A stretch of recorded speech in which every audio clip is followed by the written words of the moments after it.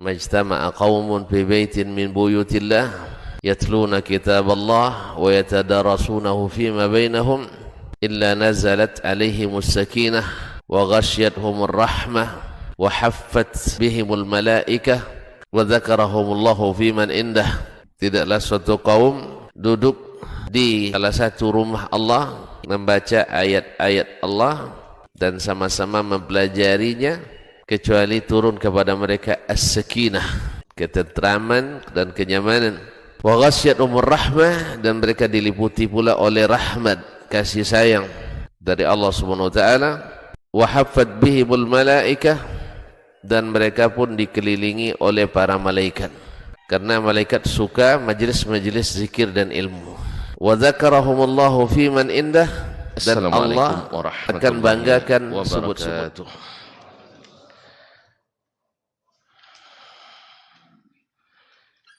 Alhamdulillahi rabbil alamin, wal aqibatu lil muttaqin, wala udwana illa ala zalimin. Asyhadu an la ilaha illallah wahdahu la syarika lah, waliyus salihin wa khaliqul khalqi ajma'in wa razikuhum wa ma min dabbatin fil ardi illa 'ala Allahi rizquha wa ya'lamu mustaqarraha wa mustawda'aha kullun fi kitabim mubin.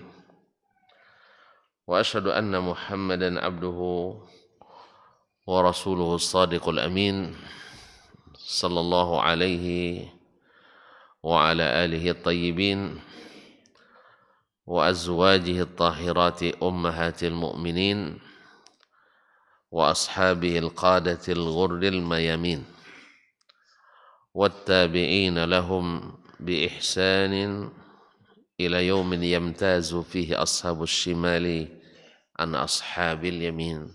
Thumma amma ba'd.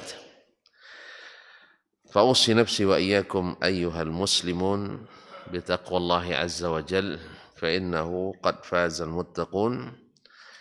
Ya ayyuhalladzina amanu taqullaha haqqa tuqatih wa la tamutunna illa wa antum muslimun.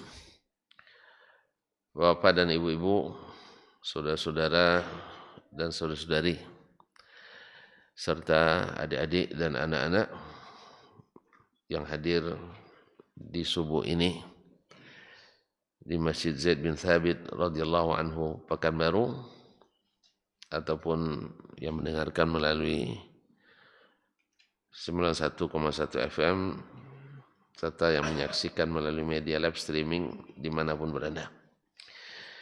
Alhamdulillah, di subuh ini Allah masih memberi kita kesempatan, dan alhamdulillah juga kesehatan, mudah-mudahan juga keimanan dan keikhlasan untuk hadir di tempat yang disucikan ini, di masjid yang harus atau yang diizinkan Allah Subhanahu wa taala untuk ditinggikan, sering disebut namanya, dan dilaksanakan padanya segala amal yang mendekatkan kita kepadanya.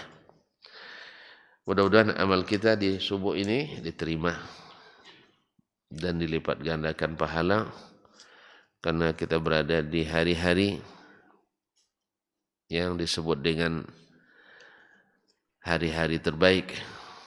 Ma min ayyamin al-amalu salihu fihinna ahabbu ilallah min ashri Dzulhijjah. Tidak ada hari-hari di mana amal saleh lebih dicintai Allah Subhanahu wa taala dari amal yang dilakukan di 10 hari pertama bulan Dzulhijjah, bahkan mengalahkan jihad fisabilillah di bulan yang lain. Dan insyaallah menuntut ilmu termasuk jihad, Pak dia. Menuntut ilmu termasuk jihad, insyaallah. Semoga Allah menerima dan diberikan pahala yang berlipat ganda. Taib. Salawat dan salam mudah-mudahan senantiasa menghiasi majelis ini, karena memang majelis ini majelis yang sering namanya disebut, karena kita mempelajari hadis-hadis dan sunnah-sunnahnya. Maka belajar Al-Quran dan hadis adalah barakah, mendatangkan banyak pahala. Makanya kalau pilih jurusan Al-Quran dan hadis. Yang lain enggak. Kalau banyak hadis disebut, ambillah. Kalau jarang menyebut hadis, maka kalau dipilih juga, cari majelis-majelis yang sering menyebut hadis. Ya misalnya, terlanjur terpilih jurusan kan, bahkan dah tamat pula, dah selesai. Dan kita juga butuh, maka harus mencari majelis-majelis yang sering di dalamnya disebut Al-Quran dan hadis. Paham maksudnya kan? Iyalah, awak dah tamat jurusan ekonomi misalnya atau masuk jurusan ekonomi, itu butuh kita. Ya ekonomi apalagi syariat. Ya, tapi kalau ekonomi syariat sering juga sebut hadis. Nah, maka majelis yang banyak disebut di dalamnya hadis Nabi, pasti banyak orang berselawat kepada Nabi sallallahu alaihi wasallam. Ma'asyiral kiram. Melanjutkan kaji kita bersama Imam Asy-Syafi'i rahimahullah. Setelah selesai beliau membahas masalah yang kemarin, masih bab an-nasikh wal mansukh atau masuk bab ikhtilafu al-hadis. Beliau memasukkannya ke dalam bab an-nasikh wal mansukh. Qala wa lihadza ashbahun bis sunnati minan nasikh wal mansukh. Ya. Contoh-contoh ini banyak terdapat di dalam sunnah Nabi berupa an-nasikh wal mansukh. Artinya hukum terdahulu dinasakh dengan dalil syar'i yang datang kemudian, dan dalilnya ada dalam sunnah Nabi sallallahu alaihi wasallam. Kemudian beliau melanjutkan, wa fi hadza dilalatun ala ma kana fi misli ma'naha insyaallah. Dan pada pembahasan ini, dalam contoh ini terdapat petunjuk petunjuk untuk mengetahui yang semakna dengan itu, yang permasalahannya sama atau mirip dengan masalah ini, yaitu ada hukum terdahulu, lalu datang hukum yang datang kemudian, yang berbeda secara zahir, apakah dia masuk bab nasikh wal mansukh atau masuk bab ikhtilafu al-hadis dan sebagainya. Dan sekali lagi, kemarin Syekh Ahmad Syakir mentarjih dalam masalah apakah makmum yang salat di belakang imam, yang duduk makmum ikut duduk atau berdiri. Dia mentarjih mazhab Imam Ahmad rahimahullah ta'ala, sebab dalam mazhab Imam Ahmad menurut beliau tidak ada hadis yang ditinggalkan, semuanya diamalkan. Sedangkan dalam mazhab Imam Asy-Syafi'i rahimahullah, sebagian diamalkan, sebagian tidak diamalkan. Tapi Imam Syafi'i katakan diamalkan di masanya dan itu benar, dan ini diamalkan pula di masanya dan itu benar. Kan kita pilih kemarin mazhab siapa Pak Adi? Yang kita pilih kemarin mazhab Imam Malik rahimahullah. Siapa yang sakit? Istirahat dulu. Nah, dia untuk baca diri sendiri aja dah payah dia kan, apalagi membaca keras-keras untuk orang lain. Yang kedua, keluar kita dari perselisihan yang tadi, wallahu taala a'lam. Nah, wa kadzalika lahu asbahun fi kitabillah. Demikian pula terdapat asbah, masalah yang serupa di dalam kitabullah, di dalam Al-Quranul Karim. Qad wasafna ba'daha fi kitabina hadha. Sudah kita sebutkan sebagiannya di dalam kitab kita ini, kitab Ar-Risalah ini. Dulu di pembahasan nasikh wal mansukh. Wa ma baqiya mufarraqun fi ahkamil Qur'ani was sunnah fi mawadhi'ihi. Dan selebihnya disebutkan secara mufarraqun disebutkan dalam di tempat-tempat yang berbeda di dalam pembahasan ahkamul Quran was sunnah, hukum-hukum Al-Quran dan sunnah. Apakah maksud beliau kitab beliau? Karena beliau memiliki kitab namanya Ahkamu Al-Quran. Fi mawadhi'ihi, sesuai dengan di tempatnya masing-masing. Pembahasan masing-masing. Artinya masalah fikih ada di antara masalah itu, misalnya kan kitabul imam atau kitabus shalah. Nah, di dalam kitabus shalah ada di antara masalah yang dibahas, masalah imam sakit yang menjadi imam, apakah duduk atau tidak, maka dibahas di tempat itu. Atau misalnya ketika bab masalahnya ziarat al-kubur, misalnya ziarah kubur, lalu ada pembahasan dinasakh atau tidak dinasakh dan sebagainya. Nah, qala, penanya berkata, berkata Imam Syafi'i rahimahullah, faqala, lalu yang bertanya menanyakan, fazkur min al-ahaditsil mukhtalifah allati la dilalata fiha ala nasikhin wala mansukh wal hujjata fi ma zabta ilaihi minha duna ma tarakta. Maka sebutkan pula di antara hadis-hadis yang mukhtalifah, yang secara zahir kontradiktif, artinya berlawanan maknanya secara zahir. La dilalata fiha ala nasikhin wala mansukh. Tidak ada bukti, tidak ada petunjuk yang menunjukkan ini nasikh, ini mansukh. Apa dalilnya kemarin tentang nasikh dan mansukh? Satu, tanggalnya, waktunya diketahui. Waktunya diketahui, mana yang lebih dulu, mana yang datang kemudian. Itu diantara cara untuk mengetahui ada nasikh wal mansukh. Yang kedua, dari Nabi sendiri yang mengatakan ini sudah dinasakh. Contohnya, kuntu nahaitukum an ziyaratil kubur. Dulu saya melarang kalian ziarah kubur. Lalu setelah itu ala fazuruha. Nah, sekarang ingat, silahkan ziarah. Fa innaha tudzakiru al-maut. Karena ziarah itu mengingatkan pada kematian. Jadi kalau seandainya di awal dulu dilarang, kenapa? Karena mereka baru saja meninggalkan masa-masa syirik.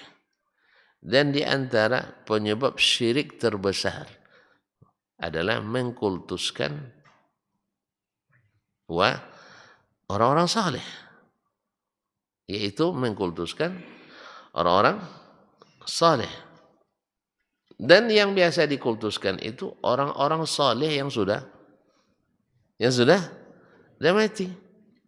Karena ketika dia masih hidup, kalau benar dia saleh, dia tak akan terima itu. Kalau betul dia orang saleh, dia tidak akan terima dia dikultuskan. Kalau ada orang saleh benar, dia di atas sunnah, lalu ada yang berdoa, ya Allah, dengan kehormatan Ustaz Dasman, terima doa saya. Saya kalau betul saleh, saya di atas sunnah, tak akan saya terima itu. Saya larang, jangan. Siapa saya? Nabi saja tidak boleh dikatakan begitu, apalagi saya. Nah, saya Ustaz kan mustajab doa. Kalau gitu mari saya doakan. Kalau antum tahu doa saya mustajab, saya yang doakan. Jadi kembali lagi ke syariat, bahwa doa tawassul yang syar'i adalah berdoa atau diminta doakan oleh orang yang dianggap kan dianggap. Hakikat kan Allah yang tahu. Bapak nengok saya berjenggot, selalu kemana pakai peci, pakai jubah kemana-mana. Ustaz ini soleh nih kan. Ya solat selalu di masjid misalnya, kadang-kadang terlambat. Nah, tapi dianggap soleh, pandai pula bahasa Arab kan? Pandai bahasa Arab, dianggap soleh. Hakikat kan Allah yang tahu. Nah, hakikat Allah yang tahu, kecuali orang-orang yang memang direkomendasikan langsung oleh Allah dan Rasulnya Sallallahu Alaihi Wasallam, yang dapat tiket yang dapat predikat radhiyallahu anhum wa radu anhu, itu para sahabat. khulafa ar-rasyidin yang memang Nabi katakan Abu Bakar fil jannah, kemudian Abu Umar fil jannah, Utsman fil jannah, Ali bin Abi Thalib. Kalau kita kan tidak ada yang merekomendasikan, sehingga dianggap orang baik, dianggap orang saleh. Hakikatnya tidak tahu. Tapi walaupun demikian dibolehkan kalau dia masih hidup. Tapi kalau sempat saya masih hidup, Bapak berdoa kepada Allah, ya Allah dengan pangkat Desmond Yahya, saya larang itu Pak. Kalau ada yang tidak melarang berarti dia masalah dengan kesalehannya. Saleh yang tidak saleh. Saleh yang tidak saleh. Karena orang saleh tak pernah membolehkan orang lain mengkultuskan dirinya. Kalau dia membolehkan orang lain mengkultus dirinya, berarti bukan orang saleh. Apa dalilnya? Bapak sembarang nuduh orang tidak soleh. Apa dalilnya? Nabi bilang, la tutruni. Jangan kalian melebih-lebihkan saya. Kama atrat Nasara Isa bin Maryam. Seperti orang Nasrani melebih-lebihkan Isa bin Maryam. Kemudian ada orang yang tiap Nabi datang dia berdiri, dia larang lagi. Ya, man ahabba kan itu yatamatsalan nasu lahu qiyaman falyatabawwa maq'adahu minan nar. Siapa yang gembira dan senang bila orang setiap dia datang berdiri hormat kepadanya, maka dia menyiapkan tempat duduknya di neraka. Nauzubillah.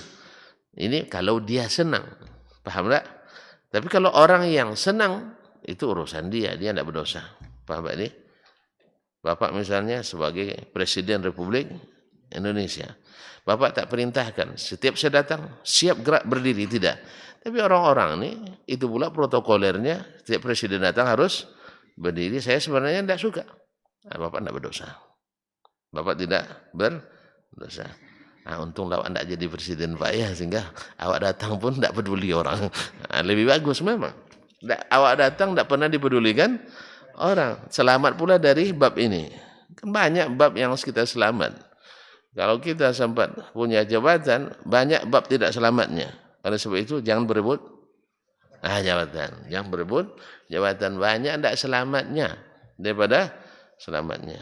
Udah, kalau gitu jangan ikut berebut kursi di 2000. Jangan berebut, tapi kalau dikasih ambil aja. Jelas? Tapi kalau berebut apalagi tidak sehat, saling burukkan. Dikasih jangan tolak. Ada yang mau ngasih? Enggak ada. Enggak ada yang mau ngasih, enggak ada. Nampaknya harus berebut juga ya. Kalau gitu hati-hati. Kalau masih berebut, saya masih belum percaya. Saya urusan ini saya sendiri, jangan ikut enggak. Jangan ikut. Orang kalau masih berebut, saya masih kurang yakin. Ya, sekali masih kurang yakin. Tapi Allah yang tahu hati masing-masing. Mungkin ada yang niatnya saya ikut ustaz daripada orang ngambil, lebih baik kita ngambil. Ya enggak? Tahu niatnya gitu. Daripada orang lain yang ngambil apa nih?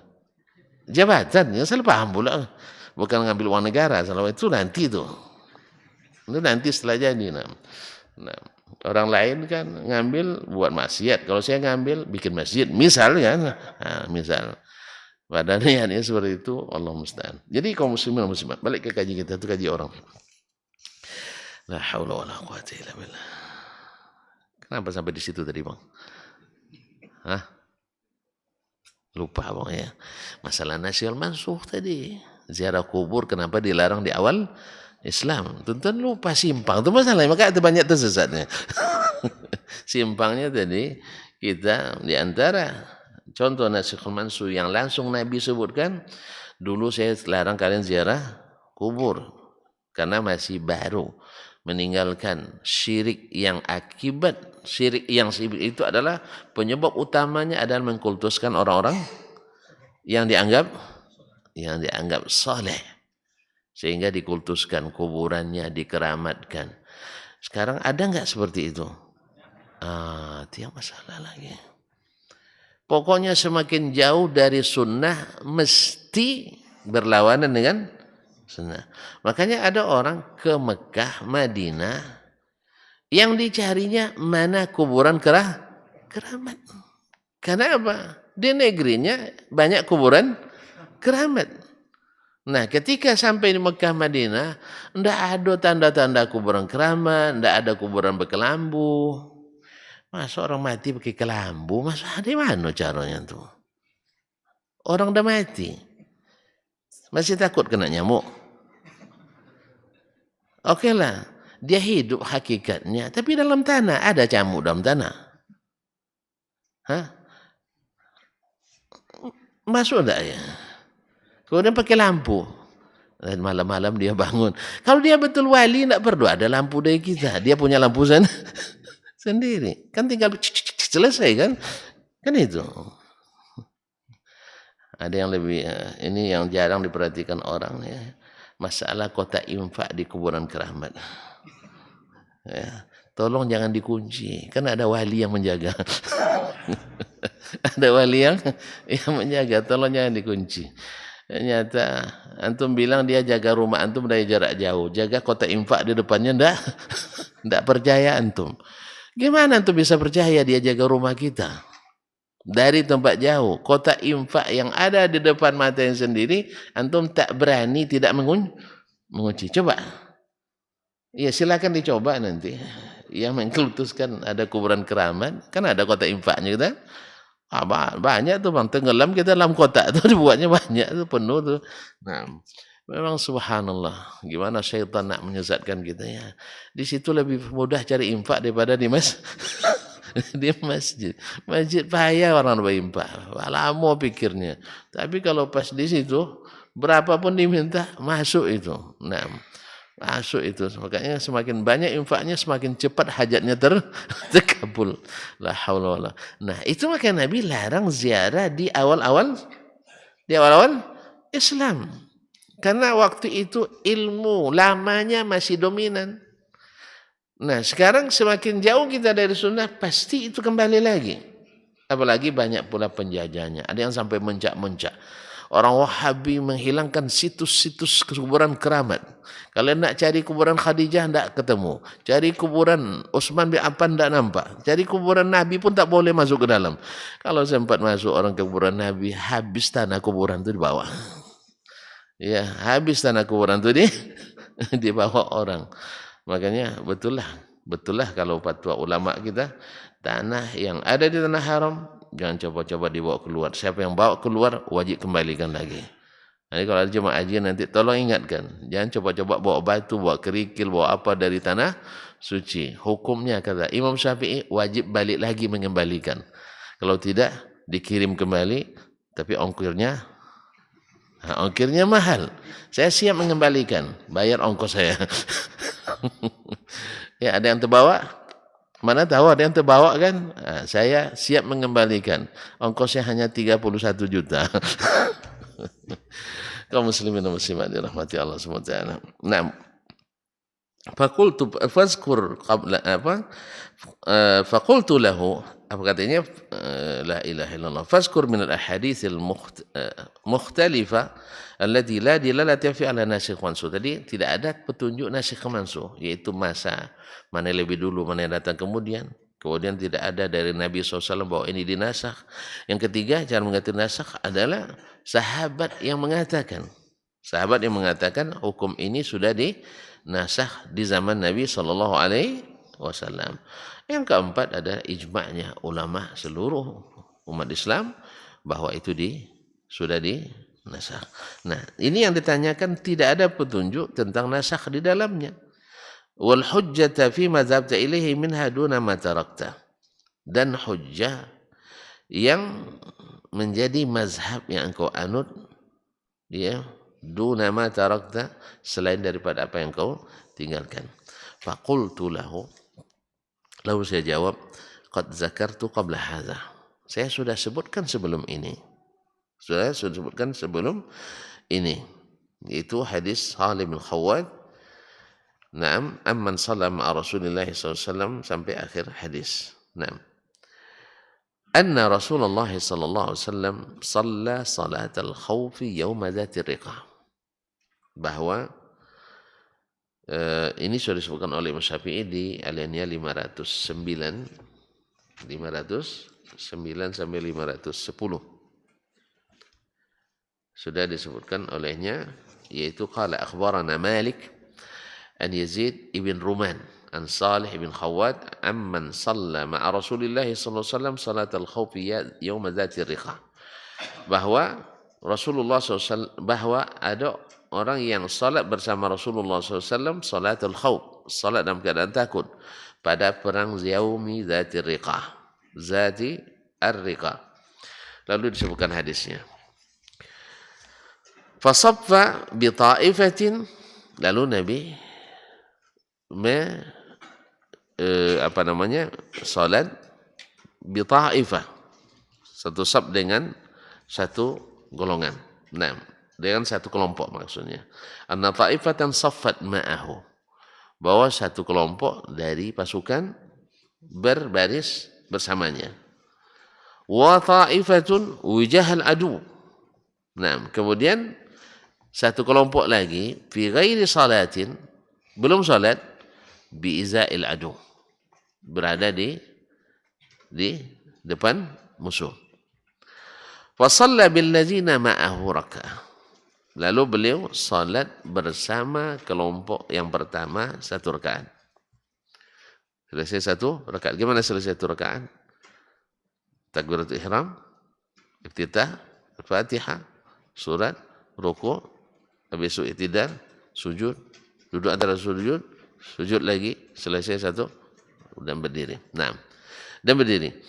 Wa atammu li anfusihim, Nabi menunggu, tetapi mereka menyelesaikan masing-masing salatnya. Jadi satu rakaat bersama Nabi, satu rakaat lagi mereka selesaikan masing-masing.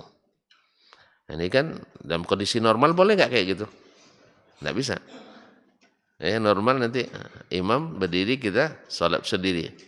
Selesai, imam belum selesai. Enggak, dalam normal nggak bisa. Nah, taib. Fasalla bil ladzina ma'araka fa atammu li anfusihim thumma sarafu. Kemudian setelah mereka selesai, mereka pergi meninggalkan posisi. Fa waqafu bi zail adu. Sekarang mereka ganti posisi dengan yang tadi di hadapan musuh. Wa ja'at at-ta'ifatul ukhra, lalu datang rombongan yang kedua, fa shalla bihim ar-rak'ata allati baqiyat alai. Lalu Nabi salat bagi Nabi rakaat yang kedua, dan bagi mereka adalah rakaat yang pertama. Thumma thabata jalisan. Selesai satu rakaat yang kedua, Nabi menunggu sambil duduk. Kalau tadi menunggu sambil berdiri. Wa atammu li anfusihim. Kemudian mereka menyempurnakan pula masing-masing. Sambil menunggu sambil duduk. Kemudian mereka naik rakaat yang kedua. Thumma sallama bihim. Setelah sama-sama duduk semuanya, lalu mereka salam bersama Nabi sallallahu alaihi wasallam. Yang tadi dapat fadilat memulai, yang ini dapat fadilat mengakhiri. Mana yang baik? Ini sama lah Pak ya. Masya Allah, sama-sama biasa salat bersama Nabi sallallahu alaihi wasallam. Rombongan pertama memulai, rombongan kedua menyelesaikan. Jadi kita juga gitu Pak, jangan takut bikin suatu kegiatan dakwah, kita mulai. Nanti siapapun yang mengakhiri, paham? Siapapun yang menyelesaikan. Saya punya kaidah. Ya, tapi semoga tidak salah. Kalau salah perbaiki aja. Tidak masalah, ini kan hanya bahasa kita aja. Suatu pekerjaan besar itu biasanya direncanakan orang-orang hebat, saya bilang. Kemudian dikerjakan oleh orang-orang yang ikhlas. Dikerjakan oleh orang-orang yang ikhlas. Dan biasanya diselesaikan oleh orang-orang yang sabar. Jelas? Memang sabarlah. Jadi ikhlas dan sabar harus berkawan. Siapa yang punya keduanya, dia sampai selesai. Tapi ada yang tidak selesai, dia ikhlas, tapi tidak sabar. Ada. Buat program bersama, bagus. Habis itu dikerjakan, alhamdulillah, ikhlas. Di tengah perjalanan, wallah ambil no jalan namanya. Lambat sebenarnya jalannya kamu. Saya ingin segera selesai. Kalau gitu kita Pisah? Yang pisah ranjang, bukan. Pisah apa? Pisah program. Akhirnya terserah, saya yang keluar atau kamu yang keluar. Saya inginnya 2 tahun selesai. Saya bilang saya tak ingin 2 tahun. 20 abad pun saya tidak masalah. Kerja saya memang seperti ini. Akhirnya tidak sabar, akhirnya pisah. Nah, jangan salah lagi, pisah. Pisah program. Itu biasa. Nah, siapa yang menyelesaikan? Orang-orang yang sabar. Jelas? Kalau tidak sabar, tidak selesai itu. Kalau semuanya tidak sabar, insya Allah tidak selesai. Itu bahasa saya. Mungkin salah, diperbaiki aja. Karena ini bukan sunnah Nabi. bukan sabda Rasulullah Sallallahu Alaihi Wasallam. Saya ulang kembali, sebuah pekerjaan besar biasanya direncanakan oleh orang-orang hebat. Perencana, kita sudah dapat keistimewaan merencanakan, itu sudah luar biasa. Karena sudah menunjukkan jalan sudah membuka peluang untuk buat kebaikan. Habis itu akan dilaksanakan oleh orang-orang yang ikhlas. Untung-untung kalau kita juga termasuk yang ikut melaksanakannya. Dan apalagi kalau sampai selesai kita masih tetap bersama. Wabillahi taufiq wal hidayah. Belum selesai, Pak? Iya, itu selesai program tadi, bukan selesai ngaji. Dan nengok-nengok jam Bapak. Taib. Kaum muslimin dan muslimat dirahmati Allah. Nah, jadi yang pertama, kelompok pertama mulai bersama Nabi. Kelompok kedua selesai bersama Nabi Sallallahu Alaihi Wasallam. Dan demikian subhanallah. Ini juga pelajaran berharga bagi kita. Walaupun dalam suasana perang, salat berjamaah tetap tidak ditinggalkan. Kalau tidak bisa sempurna semuanya, maka berbagi pun tidak masalah. Yang penting tetap berjamaah. Nah, makanya tidak ada uzur bagi kita dengan alasan saya ngajar. Masa ngajar tidak bisa ditinggal. Nanti selama antum tetap ngajar tidak pernah sholat berjamaah. Kamu sholat jamaahnya maghrib aja udah cukup loh, kan sudah 27 itu. Andainya dapat 27 sempurna, oke. Tapi kalau dapat 1/27 cuma dapat ya 1/27, kadang tidak sampai 1/27-nya. Nasallallahu alaihi wasallam. Baik. Qala, berkata Imam Asy-Syafi'i. Wa rawa Ibnu Umar an Nabi sallallahu alaihi wasallam. Riwayat Salih ibn Khawwat an Abi. Khawwat itu Al-Ansari, adalah sahabat Nabi alaihi salatu wassalam.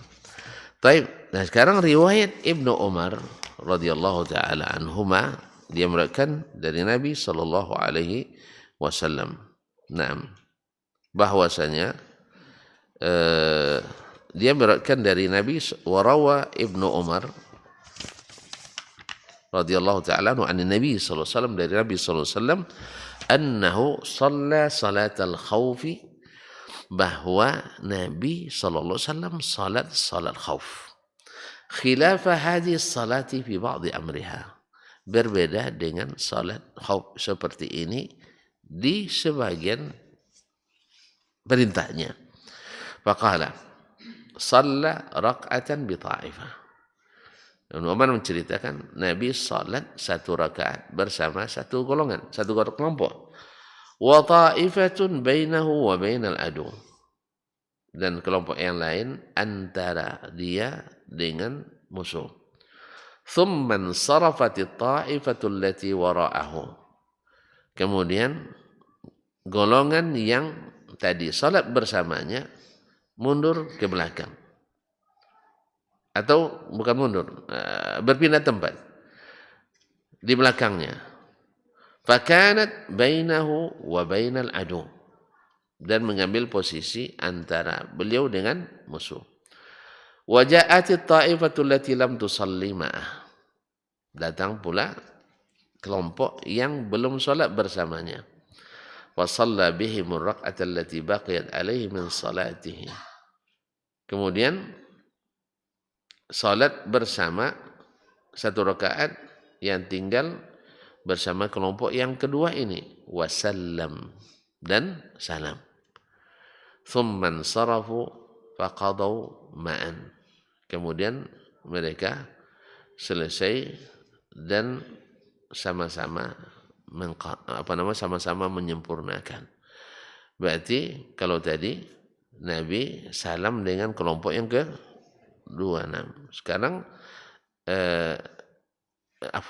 menunggu mereka selesai baru salam. Sekarang Nabi salam, selepas Nabi salam mereka baru menyempurnakan. Beda enggak? Yang pertama Nabi tunggu sampai salam bersama. Yang ini Nabi salam dulu, lalu mereka setelah Nabi salam menyempurnakan masing-masing. Nah, qala berkata Imam Syafi'i rahimahullah, wa rawa Abu Ayyash Az-Zuraqi. Abu Ayyash Az-Zuraqi meriwayatkan anna Nabiya sallallahu alaihi wasallam, bahwa Nabi sallallahu alaihi wasallam, Abu Ayyash Az-Zuraqi dari Bani Zuraik. Bani Zuraik itu dari Ansar, berarti dia Al-Ansari.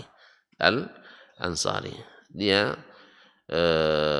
masuk Islamnya di peperangan yang ikuti pertama sekali adalah perang Uhud. Anna Nabiya sallallahu alaihi wasallam yauma Usfan, bahwa Nabi sallallahu alaihi wasallam pada hari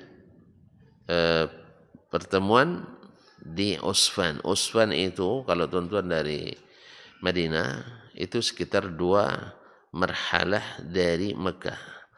2 marhalah dari Mekah itu lebih kurang 40 kilo lah dari Mekah.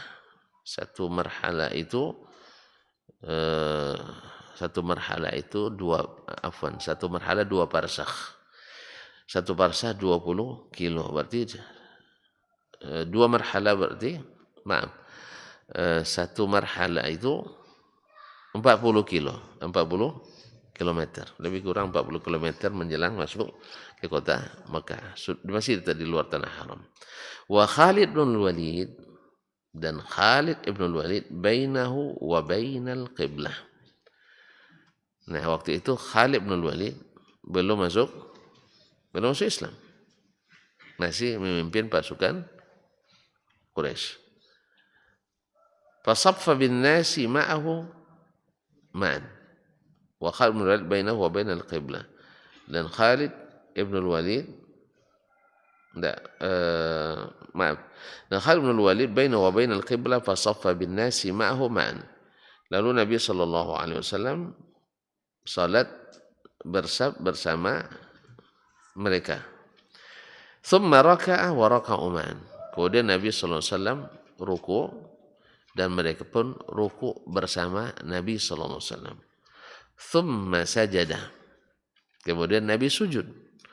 Fasajadat ma'ahu ta'ifatun. Sujud pula bersamanya sekelompok. Wa harasathu ta'ifah. Yang lain tidak sujud sambil berjaga karena musuh di posisi depan. Falamma qama minas sujud, setelah Nabi, tatkala Nabi bangkit dari sujud, sajadal ladzina harasuhu, orang yang tadi berjaga dan belum sujud sekarang sujud. Tsumma qamu fi salatihi. Kemudian mereka sama-sama berdiri dalam salat ikut Nabi sallallahu alaihi wasallam. Jadi bergantian sujudnya. Nah. Wa qala Jabirun qariban min hadzal ma'na. Kemudian Jabir bin Abdullah juga meriwayatkan hampir sama dengan riwayat Abu Ayyash Az-Zuraqi ini. Nah. Taib. Jadi pada waktu itu mereka salatnya satu sujud, yang satu berjaga. Yang satu lagi sujud, yang lain berjaga. Berdiri sama. Jadi berbeda lagi dengan yang tadi. Kalau tadi satu rombongan salat 1 rakaat bersama Nabi, kemudian selesai yang rombongan pertama, Nabi berdiri menunggu rombongan kedua. Yang rombongan pertama ini menyelesaikan siri dan salam. Lalu datang rombongan kedua, salat bersama Nabi, rakaat terakhir bagi Nabi, rakaat pertama bagi mereka. Nabi nunggu sambil duduk. Setelah mereka duduk semuanya, lalu Nabi salam bersama mereka. Cara yang kedua, dari Abdullah bin Umar, Nabi SAW salat bersama mereka, kemudian salam terlebih dahulu, kemudian mereka masing-masing menyempurnakan rakaat yang tertinggal. Nah sekarang ini lain lagi, mereka sama-sama takbiratul ihram, ketika ruku sama, ketika sujud bergantian. Nah, wa qala wa qad ruwiya ma la yathbutu mithlu bi khilafiha kulliha. Diriwayatkan pula dalam hadis-hadis yang berbeda caranya dengan apa yang disebutkan dalam 3 hadis ini, tetapi tidak sabit di riwayatnya, seperti kata Imam Asy-Syafi'i rahimahullahu ta'ala. Faqala li qa'ilun wa kaifa sirta ila al-akhdhi bi salati an-nabi yawma dzati riqa duna ghairiha. Lalu ada yang bertanya kepadaku, kenapa engkau memilih cara salat khauf, yaitu salat Nabi pada yaumi dzati riqa, yaitu riwayat yang pertama. Siapa tadi? Khawwat ibn Jubair. Khawwat Jubair al-Ansari. Salih bin Khawwat ibn Jubair dari bapaknya. Berarti dari bapaknya adalah Khawwat ibn Jubair. Yauma dzatir riqa duna ghairiha. Kenapa engkau memilih yang itu bukan yang lain? Faqultu saya katakan amma haditsu Abi Ayyash wa Jabirin fi salatil khauf fakadzalika aqul. Adapun hadis riwayat Abi Ayyash dan juga riwayat Jabir yang mana tadi mereka salat bersama Nabi bergantian sujudnya. Takbiratul ihram mulai sama, diakhiri juga sama. Fi salatil khauf kadzalika aqul. Demikian pula saya menerimanya sama dengan menerima hadis yang pertama, yaitu Khawwat ibn Jubair al-Ansari. Idza kana mithlu as-sabab alladhi shalla lahu tilka as-shalah.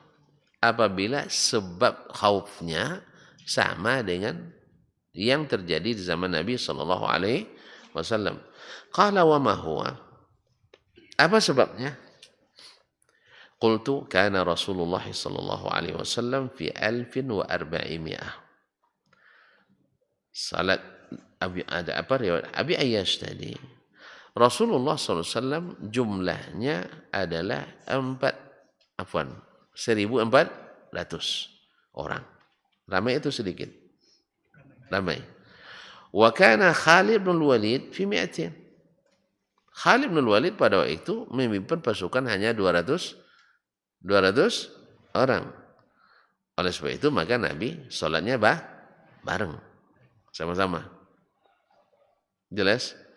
Sama. Karena musuh waktu itu agak gentar karena jumlah mereka besar. Makanya tidak dibagi pasukan. Sehingga mereka siaganya hanya dalam sholat. Karena siaga dalam sholat beda dengan siaga di luar. Kan beda kan? Nah, beda. Nah, musuh pun tahu itu. Orang yang misalnya anggap orang nak curi HP ini, dengan ada yang berjaga duduk, dengan yang meletakkan HP-nya di depannya waktu sholat. Ada enggak bedanya? Ada enggak bedanya? Dia lebih berani pada orang yang sedang sholat daripada yang sedang duduk menunggu. Ada orang taruh HP di depannya sedang sholat, rupanya tentara. Dia pakai jubah. Nah, pas nak sedang rukuk, datang penjahat nak ngambil HP-nya, dikeluarkannya pistol. Keluar pistol, diletakkan kembali. Iya dia tentara, tapi dia pakai sholat tapi jalan pakai jubah dia kan. Orang sedang berjaga sebenarnya, mungkin intel atau gimana. Jadi apanya pistolnya taruh di bawah sajadah tuh. Taruh di bawah sajadah, HP di samping sininya, di samping sininya, pistol di samping sini, samping kanannya, tidak bawa sajadah itu. Pas dia sedang ruku, kan sedang sholat, diambil dari sini posisi sini, diambilnya buka pistol sini, ambil sambil sholat, nengok pistol keluar, orang ditinggal HP lari ini. Ya saya, maksudnya apa? Bahwa berjaga, melihat orang berjaga sambil sholat, bagi mereka itu ada momen atau kesempatan dibanding dengan orang yang memang siaga tidak sedang sholat. Maka ketika Nabi berhadapan dengan musuh yang jumlahnya lebih sedikit, kan itu kata Imam Syafi'i, ini sebabnya. Apa itu? Yaitu jumlah Nabi dan sahabat pada waktu itu 1.400 orang.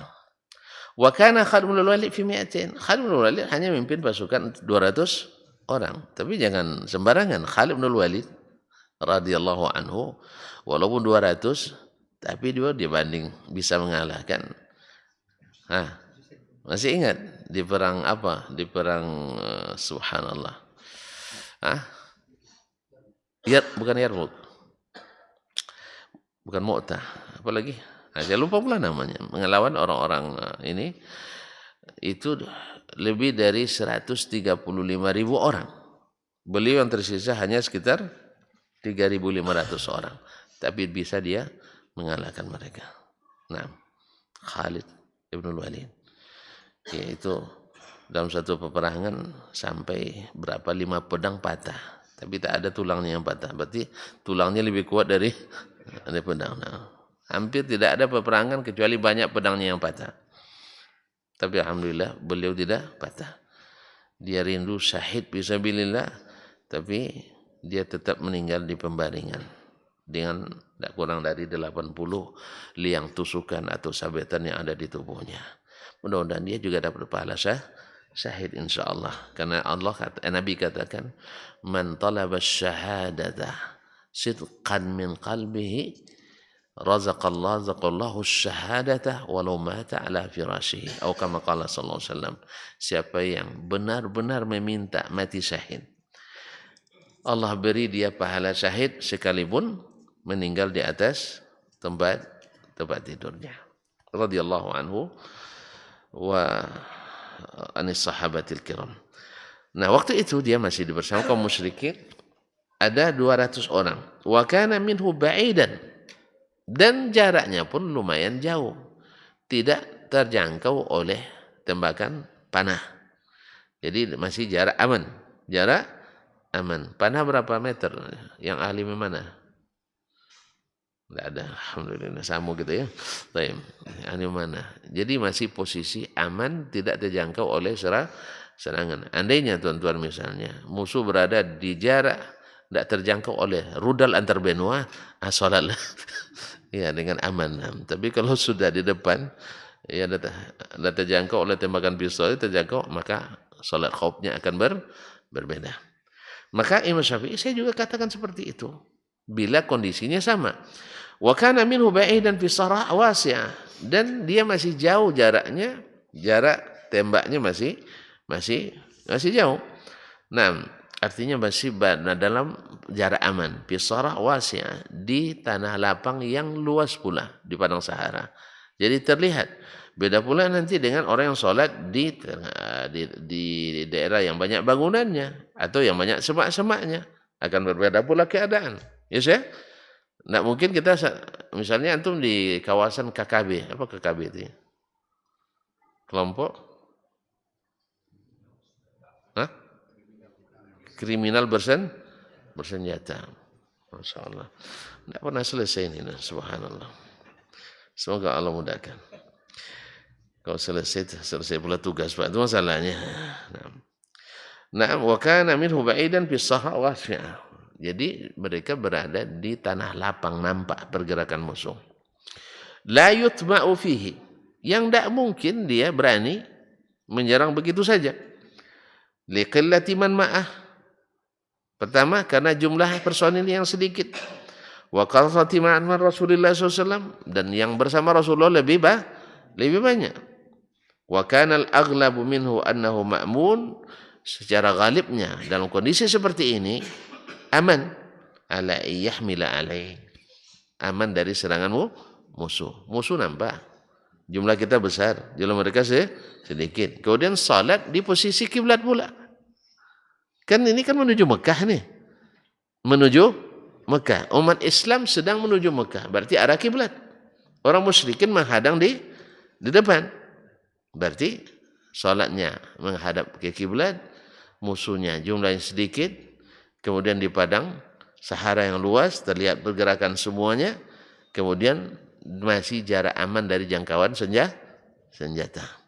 Maka Nabi SAW salatnya berbarengan dengan yang lain. Walau hamala min baini yadayhi ra'ah, andainya mereka menyerang tiba-tiba dari arah depan, pasti terlihat. Wa qad hurisa minhu fis sujud. Nah, ketika sujud mereka sudah ada yang berjaga karena tidak sama-sama sujud. Tidak sama-sama sujud. Iskana la yaghibu an tarfi. Karena ketika itu takkan luput dari pengawasan. Ketika yang lain sujud, yang lain duduk memperhatikan musuh. Ketika ini sujud, yang di depan pula yang memperhatikan musuh. Sehingga tidak ada kesempatan bagi musuh untuk menyerang secara tiba-tiba. Nah, falamma kanatil halu bi qillati wa bu'di, dan ketika keadaannya musuh dalam jumlah sedikit dan jaraknya jauh, wa alla haila dunahu yasturu, dan tidak ada pula yang menghalangi dari mengawasi musuh, kama wasabtu amartu bis salati fil khaufi hakadha. Saya suruh pula orang salat khauf dengan cara seperti ini. Kalau tidak, kembali ke cara yang pertama. Berarti kaum muslimin dan muslimat dirahmati Allah, dia jelaskan kenapa dia memilih merajihkan riwayat Khawwad ibn Jubair yang diriwayatkan oleh anaknya Salih bin Khawwad ibn Jubair dari ayahnya, karena itu posisi paling hati-hati. Tapi dalam kondisi yang lebih aman, yang terlihat musuh di dalam jumlah yang besar, maka dipakai riwayat siapa tadi? Abu Ayyash dan riwayat Jabir ibn Abdullah, yaitu solat bersamaan, cuman ketika sujud bergantian.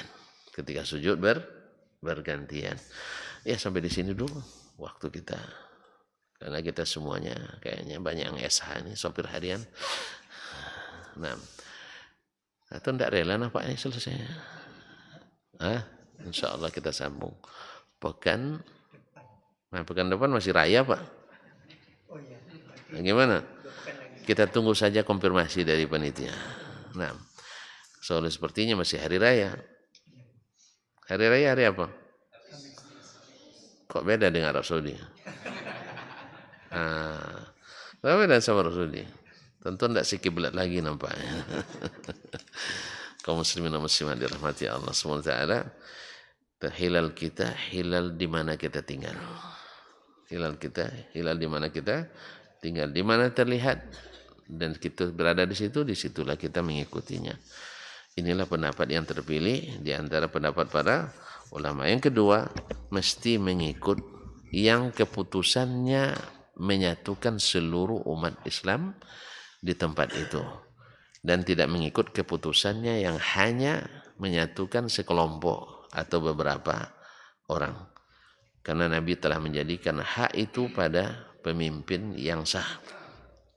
Jadi bukan pada pemimpin yang tidak bisa menyatukan semuanya. Oleh sebab itu, maka jangan bermazhab demokrasi dan berislam. Islam itu bukan mazhab demokrasi, tapi adalah mazhab wahyu yang diberikan pada Nabi SAW. Doakanlah mudah-mudahan saudara-saudara kita yang masih lebih percaya pada hitung-hitungannya daripada mengikuti sunnah Nabi SAW. Karena memang hawa itu kaum muslimin. Hawa itu dari pikiran dan perasaan. Kita memikirkan kita lebih hebat. Kita merasakan kita lebih hebat. Sampai ada kawan-kawan bertanya, oh beda Ustaz. Zaman Nabi itu ahli hisabnya sedikit.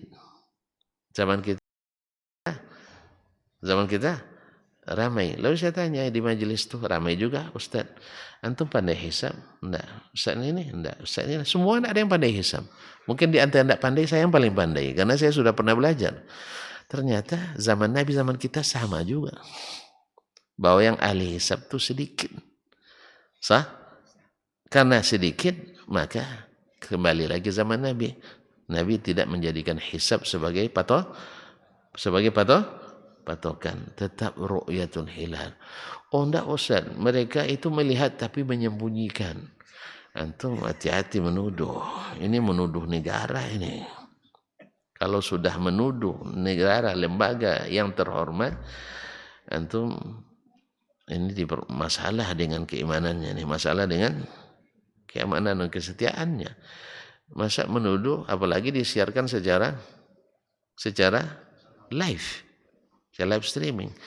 Nah, kalau memang antum punya bukti, benar-benar melihat, tapi tidak diterima, antum juga tidak punya hak untuk mengumumkan. Karena apa? Karena Nabi menjadikan hak itu adalah hak pemerintah yang sah. Oleh sebab itu, maka sama-sama mengerti aja lah ya. Karena kita demokrasi agamanya. Tapi kalau saya tidak agama demokrasi, agama saya agama Nabi Shallallahu Alaihi Wasallam. Tapi kalau ada juga yang memilih untuk berbeda, kita sama-sama doakan. Kalau benar, semoga Allah terima. Kalau salah, semoga Allah kembalikan pada yang benar. Tapi yang menjadi patokan kebenaran itu bukan menurut saya, bukan menurut perasaan dan pikiran, tetapi menurut apa yang diajarkan dan sudah ijma' ulama di zaman as-salaf bahwa hisab tidak dianggap. Nah, melanggar ijma' itu adalah dosa besar dan akibatnya luar biasa. Satu, menimbulkan fitnah. Dua, diancam azab di neraka. Ustaz sembarang aja masuk orang ke neraka. Nah, itu yang masalahnya kadang kita baperan juga. Masuk neraka orang dibuatnya semua katanya. Bukan. Nabi Allah yang katakan. فَلْيَحْذَرِ الَّذِينَ يُخَالِفُونَ عَنْ أَمْرِهِ أَنْ تُصِيبَهُمْ فِتْنَةٌ أَوْ يُصِيبُهُمْ عَذَابٌ أَلِيمٌ. Hendaklah hati-hati orang yang menyalahi Rasul. Nah, bahwa mereka ditimpa fitnah. Apa fitnah? Masa hari raya aja tidak sama. Ditertawakan orang kita. Orang lain yang tak ikut yang benar agamanya, rayanya tetap sama. Awak yang mengaku agama paling benar, rayanya berbeda. Kan masalah. Satu, pakai metodologi lagi. Guru kami langsung ke rumah bulan. Sehingga lebih duluan nampak anak bulan. Nah, kan agak lagi. Ini ada detektornya apa ya ukurannya ini? Ya, guru kami sudah sampai pada makam. Nah, kan itu lagi. Sampai Nabi sendiri tidak sampai ke makam itu. Sampai ke rumah bulan itu cepat dia nampak anak bulan tuh. Awak tunggu dulu bulan menengokkan anaknya ke kita. Yang satu lagi, hitung-hitung kira-kira kapan datangnya anak bulan. Dia hitung, dia sudah pandai menangis umur sekian. Sudah pandai menengokkan diri umur sekian. Dihitung-hitung pula umurnya. Jelas? Akhirnya berbeda hitungan yang sini, berbeda hitungan dengan yang sana. Ahli hisab sedunia tidak sepakat tentang mana yang dijadikan patokan. Ya, Menteri Agama Asia Tenggara misalnya menetapkan sekian derajat. Ormas ini menetapkan sekian derajat. Ini menetapkan sekian derajat. Orang Arab sekian derajat. Mereka sendiri tidak sama. Gimana kita nak menyatukan umat dengan yang ahlinya sendiri tidak sependapat. Jelas? Oleh sebab itu, maka kalau nak menyatukan umat, kembalilah kepada yang dulu telah berhasil menyatukan umat, yaitu Sayyiduna wa Habibuna Muhammad sallallahu alaihi wasallam. Maka jadikanlah patokan melihat, bukan menghitung, bukan merasa. Oleh sebab itu, semoga Allah ampuni siapapun kita yang berdosa dan dikembalikannya ke jalan yang hak dan dijauhkan dari ego, segala ego akademisi, ego pemikiran, ego aliran, ego organisasi dan sebagainya. Mungkin orang akan marah mendengarkan ini, tapi marahlah, insya Allah kita nanti berdamai kembali. Ya, marahlah karena memang kadang-kadang yang namanya orang sakit kadang diobati marah dia. Ya, abang ini sakit nampaknya, jangan macam-macam Ustaz. Saya lebih tegap dari Ustaz ini, kan? Upanya periksa memang dia yang sakit. Sah? Antum kira mungkin karena badan saya berat ini banyak penyakit dalamnya. Ini yang atletis ini ada sakitnya. Itu disuruh sama-sama nikah. Nah, baru tahu mana yang mana yang sehat, mana yang sakit. Jelas ya? Badan atletis. Ya, tapi suruh nikah. Enggak nampak bahwa dia itu seorang lelaki gitu. Nah, itu masalahnya. Jadi bukan pada nampaknya, tapi pada kenyataannya. Makanya dia diagnosa mana yang benar, mana yang salah, pakai alat ukur Al-Quran dan Sunnah dan ijma'nya para sahabat. Maka sudah ijma', dinukil ijma' oleh banyak ulama bahwa hisab tidak dianggap. Di antara Imam Al-Baji, Ibnu Abdul Bar, Ibnu Hajar, Ibnu Taimiyah, kemudian Al-Jassas dan lain-lain sudah menukil ijma' bahwa hisab dalam menentukan awal ibadah, awal bulan dalam Islam tidak dijadikan ukuran. Nah, siapa yang menyalahinya segera kembali kepada kebenaran. Karena menyalahi ijma' itu jelas-jelas kesalahan besar dalam Islam menurut para ahli usul fikih dan ulama fikih kita. Mudah-mudahan Allah SWT melembutkan hati kita supaya umat ini jangan bermasalah lagi. Ini kemarin banyak lagi pertanyaan nanti. Hari raya beda Ustaz. Lalu korban gimana? Gini korban. Akhirnya banyak pula yang narik korbannya. Akhirnya terpaksa dibuat korban hari. Untung ada solusinya di sini. Kalau sempat tidak ada solusinya, ini payah nih, banyak yang kecewa nanti. Itulah gara-gara ngaji di Zaid bin Sabit tuh katanya. Itu gara-gara salah pula Zaid bin Sabit. Padahal Zaid bin Sabit tidak pernah ke situ. Ya, cuma gara-gara kajian. Apa sebab? Ketika ngaji di situ, korbannya tarik kembali katanya. Ditarik kembali. Iya, anak sendiri yang bikin masalah. Kenapa? Kenapa bikin masalah? Oh, kan Arab Saudi sudah. Padahal kita lebih dulu. Tidak mesti yang dulu terbit lebih dulu terlihat daripada yang kan masalahnya terlihat. Kalau terlihat oke. Tapi kalau tidak terlihat jangan dihitung. Karena menghitung itu sudah ijma' ulama menurut ijma' yang sahih bahwa tidak dianggap. Jadi kalau istilahnya dulu banyak, sekarang banyak ahli hisab, saya tanya. Di antara yang hadir yang pandai hisab tunjuk tangan. Tidak ada satu pun. Bukan hanya di sini, di mana-mana. Ahli hisab sedikit ya. Sedikit. Sama dengan zaman Nabi SAW. Ya ahli hisab sedikit. Makanya Allah inginkan kita kemudahan. Allah inginkan kita tetap dalam persatuan. Salah tetapi ikut sunnah tidak berdosa. Tapi kalau benar tapi menyalahi sunnah mungkin berdosa. Nah, pilih berdosa atau tidak berdosa, Pak? Saya ulang kembali.